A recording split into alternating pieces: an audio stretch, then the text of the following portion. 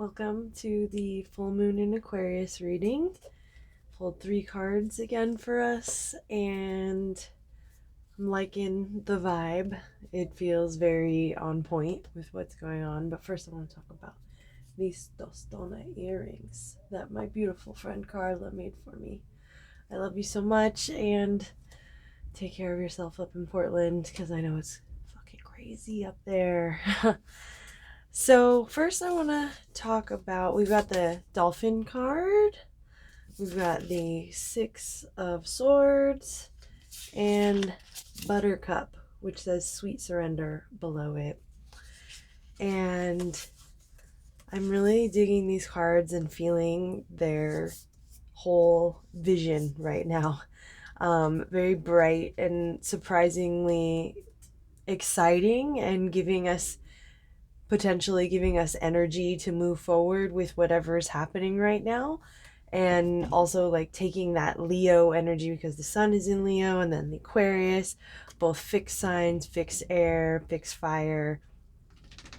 This idea of being really settled in the season, in the summer season, even though summer obviously looks different to because of what is going on in the pandemic and everything. So we've been a shelter in place summer, and that's fine. That is fine. It is good for us to take a beat, relax, and get right with what is right for us and what we want to be aligned with as we move forward, especially because we know we're coming up on the winter months. We need to prepare ourselves. We need to be harvesting in this next season after Leo moved to Virgo. Not to get out of the Leo season too fast, because I know the Leos aren't trying to hear that. They want their season, and I respect it because I'm a fire sign and I get it. But anyways, we're going to talk about these. I want to talk about the Dolphin card first. Really love this animal. Meditated with them. I actually posted in my stories a meditation that I did inside of a cave out here just south of Pacifica, and I was meditating, and I actually was getting messages from dolphins, and just really interesting creatures that I think we can take an opportunity to really understand how wonderful they are and how much they have to teach us. We can learn from anything living, anything existing here on this earth. We can take the opportunity to learn from it and stop believing that we as humans are the end all be all of intelligence, because we are absolutely not. Dolphins have their own levels of intelligence, their own levels of self-awareness and understanding of their place in the larger ecosystem that is the ocean and the earth. And from what I understand, and I'm going to get a little esoteric here, is dolphins are 4th dimensional beings, so they exist in the realms. We are 3rd dimensional, so we're very much in our bodies. We're very much a part of this physical reality, whereas dolphins exist in a realm where they're in understanding and accordance of the fact that we do better working together. And I'm not just meaning we as a species or them as a species, but I mean us, our souls, if you will, and the larger consciousness that is Earth. And why I feel that that's important is because dolphins are these really key creatures to understanding that cooperation is key, that joy is key, that we need to have fun and have playfulness and be courageous. Like, a dolphin has no problem running up on a shark. A dolphin will protect other animals if they feel that it's necessary, including humans. And so this altruism that the dolphins bring, and the playfulness that they bring, and the intelligence and the self-awareness, I also found it interesting when researching this animal that their closest living relative in the animal sense are hippos. Would not have guessed that, but I find that interesting because I feel like hippos are a little bit more mean than dolphins are. But And so dolphins are really just asking us, like, how can we bring this like positivity, this like rainbow color that's behind them, and this understanding that we are more than just our physical being, and that a way that we can tap into being more than just our physical being is by allowing ourselves to care about other things, to care about the rest of our species, to care about our ecosystems, to care about how we come together to make this world a better place and to make our lives a better place.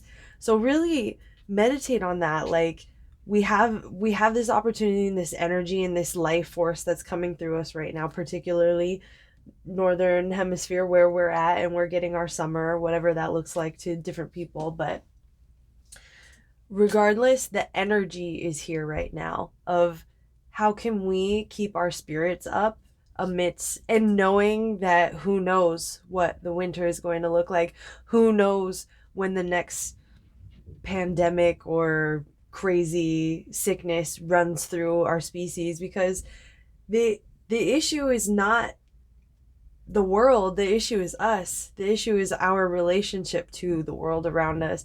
And as long as we're not living in right relation with the earth, we will continue to be plagued by any number of diseases that tries to wipe us out, because we're not being a part of the earth. We're not doing it the right way. And we have an opportunity to try and figure out how to do it the right way. And what does that look like for us individually and as a species? Something to think about. Next, the Six of Swords. Love this card with all of these swords down at the bottom in this darkness, and then the rainbow up at the top. And you know, 6, numerologically speaking, is this number of so if you think of the 5 is a number of chaos, and the 6 is the number of I can breathe after the chaos. It's a little bit of solidity. It's a little bit of understanding of why you went through the chaos, or why you went through everything before the chaos and got to the chaos, and then you got out of it. It's usually depicted as like people sitting on a boat and riding away from the swords in the background. And so swords, being an air element, has to do with how you think about things, how you communicate things, how you perceive things, philosophize about things. And this is like an instance of understanding where your mind has gone down a negative track, and where you have allowed yourself to be caught up in the chaos that may be going on within yourself, maybe downward spiraling, and understanding that you have the tools in your tool belt now to pull yourself out of that. And if you don't, you can reach out for those tools, because the tools are so much more readily available than they ever have been for all of us. Or, I mean, yes, it's still a privilege that not everybody enjoys, but I'm hoping that we can continue to share these things, and we can continue to help people realize that healing doesn't have to be something that is unattainable for us, particularly people who don't have a lot of money, who are living below the poverty line, whatever. People who don't generally have access to a lot of healing skills or healing modalities and tools and things that can really help us. I want to give us the breath of fresh air that is knowing that healing can come so much more simply. It doesn't have to be something that we have to pay tons of money for. We don't need necessarily course after course after course to figure out the simplicity of breathing, the simplicity of allowing ourselves some time to retrospect and believing that something more beautiful can come from all of this madness. And it's not the end of the story. There's still much more to go after the 6. It's 6 through 10. So, you know, like there's still more of the story to go. But right now, I think it's okay to take a breath. I think it's okay to believe that things could change, and they could potentially change for the better. And we could reframe everything that we're going through and hopefully make it a little bit more comfortable for ourselves. We're a little bit more apt and ready to move away from what no longer serves us, and to move into what actually brings us joy and fulfillment and excitement. We can do it. I believe in us.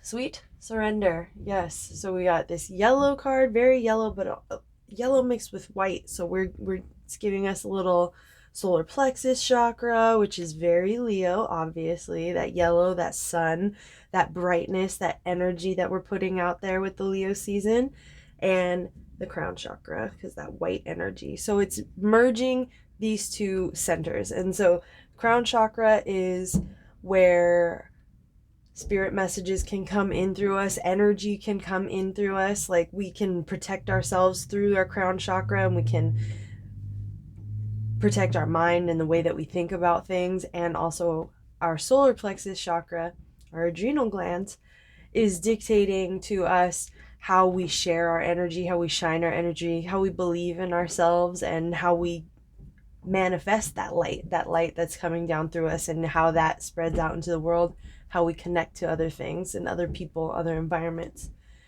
So this card, Sweet Surrender, surrender to what spirit wants you to do. Surrender to what feels actually right for your gut, like what intuitively feels good to you and feels like your right path. We are getting off of this track of thinking that we can fix things the same way that hasn't worked for years. Like, we have to move off of this track and start to understand that we can indeed fix things, but what it requires is really tapping into our gut and understanding what it is telling us, what our intuition is telling us, what our excitement and joy is telling us.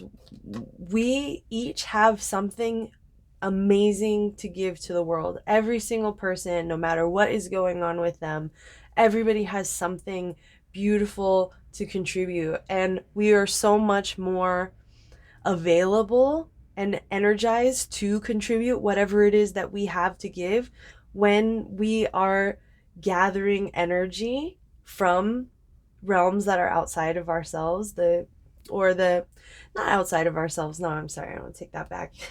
Rewind.